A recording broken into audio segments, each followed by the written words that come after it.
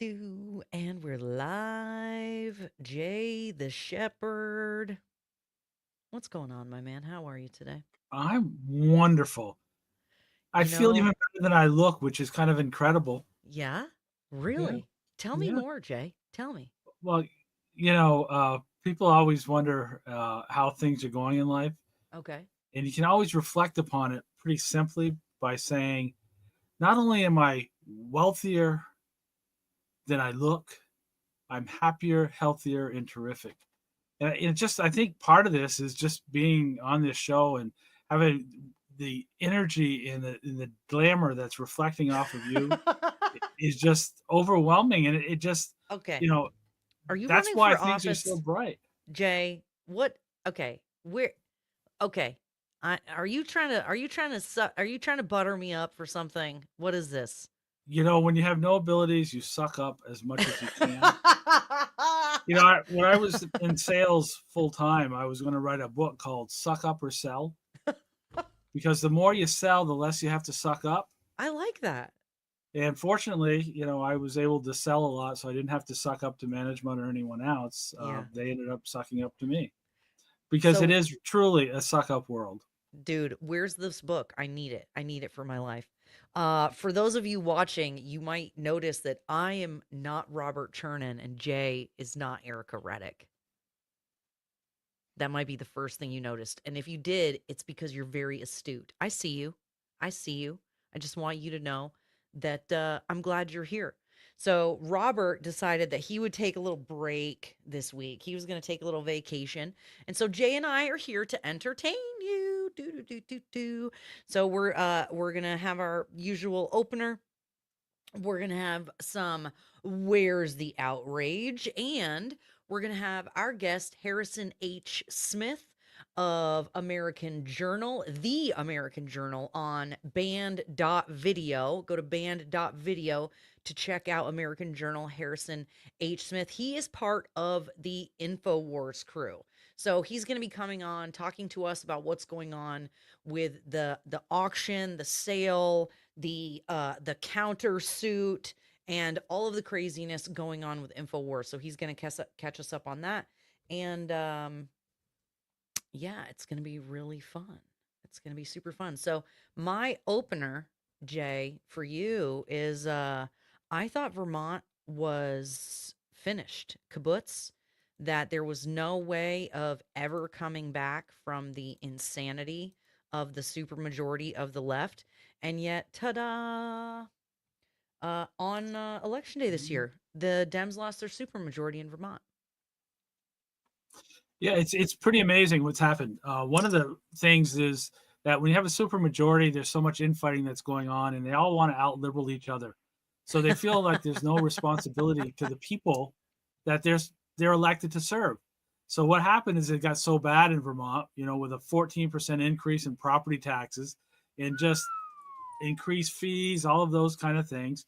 Vermont actually led the nation, and the number of seats flipped from Democrat to Republican with 21.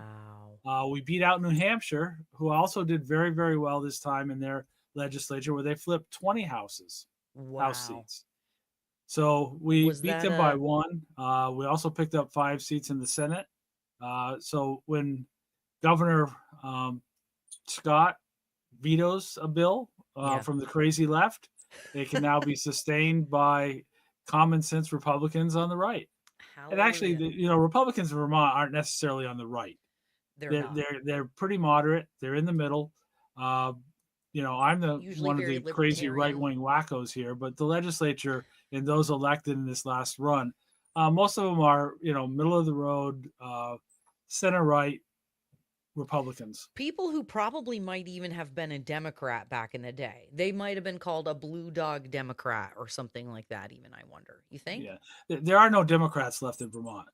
Years ago, Mm. one of the most prominent people in the Senate for a number of years, Dick Mazza, I met him and I said to him, I said, "So, Dick, tell me how many Democrats there are in the state legislature, the House and the Senate."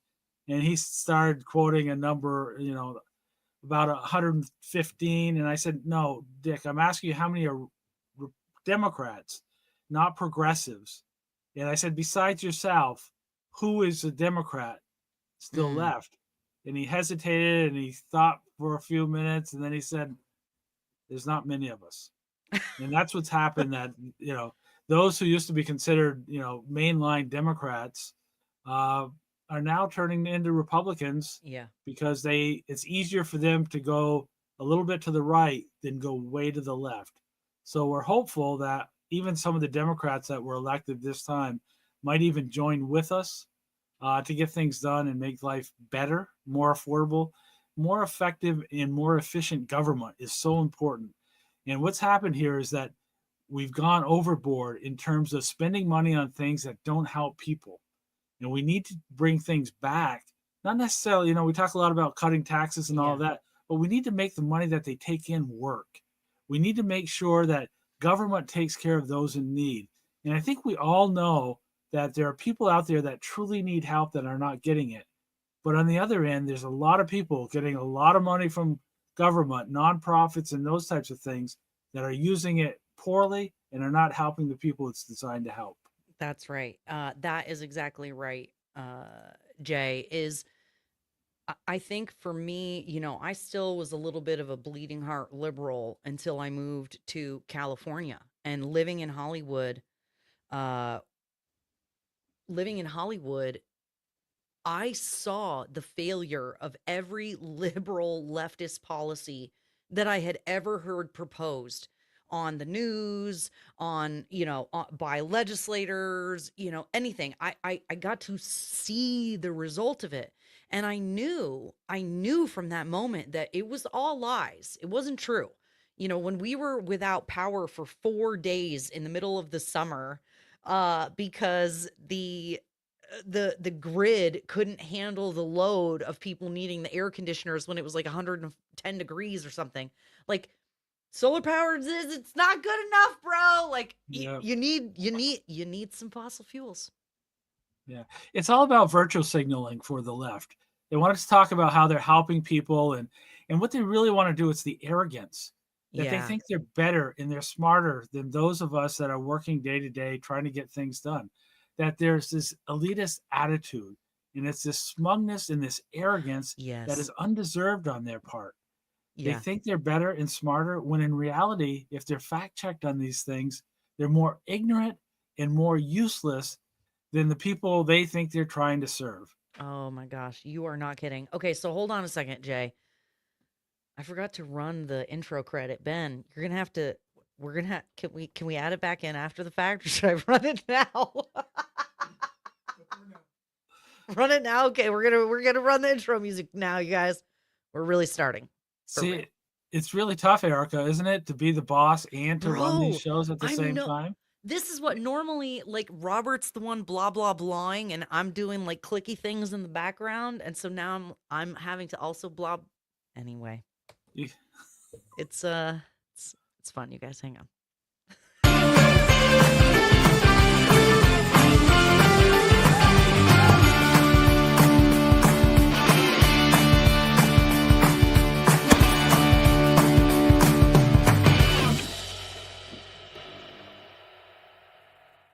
Okay, now we're restarted again.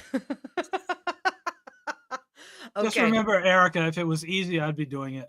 Yeah, right. Exactly. Okay, so since we are waiting a little bit for Mr. Smith to join us, I want to first for part of our Where's the Outrage today, Jay. I want to know, actually, there's plenty of outrage to go around on this topic. I was actually surprised that not too many Democrats are justifying or defending Joe Biden for pardoning Hunter Biden. Jay, can you imagine getting blanket immunity for anything that you had done for 10 years? Well, it's only 10 years. And if you look at where he picked as a starting point for that, it was very interesting that it was part of the Ukraine deal, all the things that were happening in Ukraine. And I think they're really worried. And was Kash Patel an influencer in all of this with his nomination coming forth? Will they look into what happened in 2014 in the Ukraine? Well, the other question is, where are all these other co-conspirators from those days? In Will jail. will they be pardoned as well? This is the thing, Jay. It's everyone looking at this. You know, you even have the likes of Stephen A. Smith and some of the other water carrying, you know, commentators out there being like, "This is messed up. You lied. We can't believe you did this." It is literally like from when he started working with Burisma, whatever it's pronounced. We can see you, bro. Like we can see you. So hold on. So we took the liberty of sourcing a really fun video showing us Joe Biden telling us all the times that he wasn't going to pardon his son. Let me ask you, will you accept the jury's outcome, their verdict, no matter what it is? Yes. And have you ruled out a pardon for your son? Yes. You have. I'm extremely proud of my son, Hunter. He has overcome an addiction. He's one of the brightest, most decent men I know. And I am satisfied that I'm not going to do anything. I said I abide by the jury decision, and I will do that, and I will not pardon him. Mr. President, do you plan on commuting your son's sentence? Good evening. We are coming on the air with breaking news tonight. President Biden has made a decision to pardon his son Hunter ahead of the transfer of power to President-elect Donald Trump, according to a senior White House official with direct knowledge of the decision. And so, ladies and gentlemen, how many times do you have to be lied to by these people before you listen? I mean, Jay, in all of your years in politics and your experience, have You you calling me old? Yes, I am. 100%. Okay. I'm definitely calling you. Have you ever seen this blatant level of just like in your face lie, cheat, steal? We're going to do all the things we've been accusing Donald Trump of right in front of your face and we don't care. Yeah. Well, the thing with Joe Biden, he's been doing it since 1980. The only reason we caught up with more of his lies is the fact that there's more microphones in front of him. And some of these may not be lies. I mean, I just heard that clip that you said that Hunter's one of the brightest men he's ever known. Chances are he doesn't know that he knows more than 5 people. Must be. So in his world, he might be one of the brightest men because he probably doesn't know that he knows other men. Well, and you know what, Ben? I had a video from Instagram. If you can find it, I don't know what I did with it, but it was a video of Joe Biden talking from the 80s when they did the crime bill, talking about crack cocaine, side by side with Hunter Biden smoking crack. So Joe Biden talking about how you should go to jail, minimum of 5 years just for having a rock, next to his son smoking. And it's like, wait, I don't think he was talking about white people though. I think that was back in his racist days where he didn't need the black vote to get elected.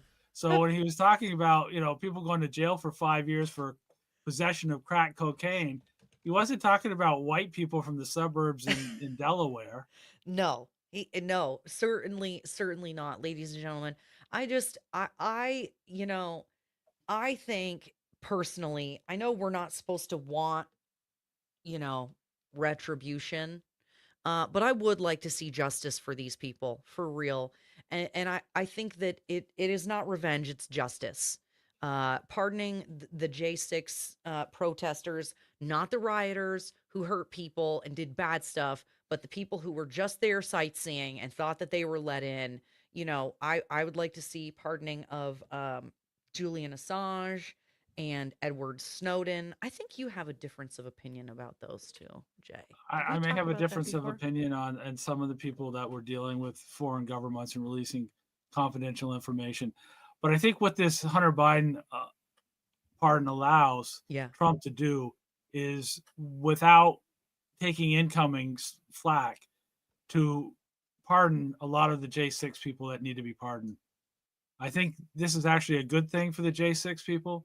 I think it provides justification for it to happen soon and Yeah. not after the next election. Yeah. And so I'm hopeful that our new president, will do what needs to be done. Ladies and gentlemen, I hope so. And so right now, joining us, we have Mr. Harrison H. Smith of the American Journal. Harrison, thank you for joining us this evening. Thank you. Thank you so much for having me. Can you hear me okay? Yeah, you sound fantastic. You look Excellent. fantastic. Happy to be here. Yes, dude. Okay, so, okay. Harrison, we have been watching all of the drama going on the last month or so. Now, you have to forgive me. I searched the internet today to try to find when the court case is happening this month. So we're going to back up here in a second. But when is the next court case? When is the next time we're going to get information about where you guys are at? December 9th is December the next 9th. court case. Okay, Yeah, so December that'll be 9th. the next update. And whether our execution will be stayed once again or whether the axe will fall, maybe decide on the 9th, may not. God only knows at this point. But December 9th, something will happen. I've been guaranteed that. Okay, so for those of you who may not be familiar with Harrison, he is the host of the American Journal over on Band TV. So you can see this is his page. He's part of the InfoWars team. Okay, so he's got a show over on the same channel as Alex Jones. Excellent reporting. I have really appreciated your coverage of a lot of things going on in the world, Harrison, that I don't see covered in mainstream media. I don't see covered in the regular right-wing media. And I appreciate you asking hard questions that you're not allowed to ask. That's what we're here for. It's what InfoWars. We there'd be no reason for us to exist if that wasn't true. So, yeah, the struggle is really doing it in a way that doesn't blackpill everybody. That's my real struggle every day, is trying to talk about this stuff and go, but it's okay. We're still gonna win, and here's how we do it. You know, because it's kind of bad out there, folks. Yeah, as you find people are covering here. Yeah, and black pill, for any of our viewers who don't know, that's when you it's not like red pill when you become conservative. It's like you give up, right? Yes, yeah, hopelessness. I always think about the creed the doctors take, the Hippocratic Oath, says we must always avoid the twin traps of overtreatment and therapeutic nihilism. And so therapeutic nihilism is the black pill. It can feel good to give up. It can feel you feel like you're the smartest one in the room when you're the only one that realizes how hopeless it is. And all those hopeful people are just silly and stupid. So that is that just made me really sad, Harrison. That just made me super sad. Well, I was trying to avoid, dang it. Oh my God, I can't imagine being like, oh, there's no hope. I'm so much smarter than everyone else. You know, Ericka, one of the things I picked up from you is when you said that Harrison was, right wing and all of that. And I think, two things. One is I greatly appreciate, Harrison, the fact that you can do 3 hours a day, that you have enough insight into so many different subjects and so much knowledge of what's going on in the news world. It just amazes me. But I also think that you are no longer right wing. I think what you've done is you've made those philosophies that people like us used to be called right-wing wackos into the mainstream of understanding. So once people understand the way things really are, it's not right-wing anymore. It's realism, it's Americanism, it's exceptionalism that should be here each and every day for us. And I think what you do at InfoWars in your show really brings forward some of this stuff that is now become mainstream America. And I think so much of it led to the election of Donald Trump. And I think you should take a bow for that, along with a lot of other people who are spending 3 hours a day enlightening and educating the American public. So I appreciate everything you're doing. Well, thank you very much. I just wish 3 hours a day was enough. I feel like we get to the end of a 3-hour show and I still have 15 stories I haven't even gotten to yet. So I'm working on my time management skills personally. But no, I appreciate it. And everything is coming out now. It's wild, and it's been this way for a while. Probably probably halfway through Trump's first administration, you started seeing the movement, the shift, Fox News and others sort of starting to move over to our side. But at this point, I mean, they're taking fluoride out of the water. They're talking about seed oils on Capitol Hill. It's like we have dominated the conversation, which is great. And I hope that people can take it in holistically, because even if there are little parts that people understand, I really want them to come away with the broad overall concept, which is very simple. It has to do with globalism. It has to do with this idea that there are people that want to get rid of sovereignty. They want to destroy the West because the West gave people human rights and all these concepts that we love.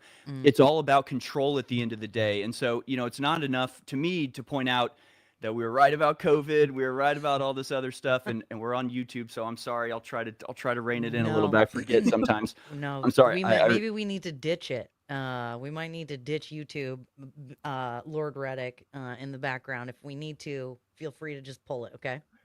All right. I'll try to contain myself a little bit. Hey, I've already gotten us 2 community guidelines strikes. Oh my God, I really don't want to be your third. I have gotten channels taken down before. It's not good. So, well, in that case, hold on one second. Hey, you guys, everybody, we've got some viewers over on YouTube. If you are watching over on YouTube, join us on X or Rumble, the 2 free speech platforms where we can say whatever the heck we want. Okay. Yeah, break out of your ghetto. Join us in freedom and the light. Okay, so hang on a second. I'm just gonna kick YouTube off. Bye, guys. Oh, See us, no. Rumble, Twitter, Facebook. All my friends are on YouTube. Wow. You're full of it. You got to get them over to Rumble, man. Are That's you where serious? it's at. I think Ericka is really saying that I don't really have any friends.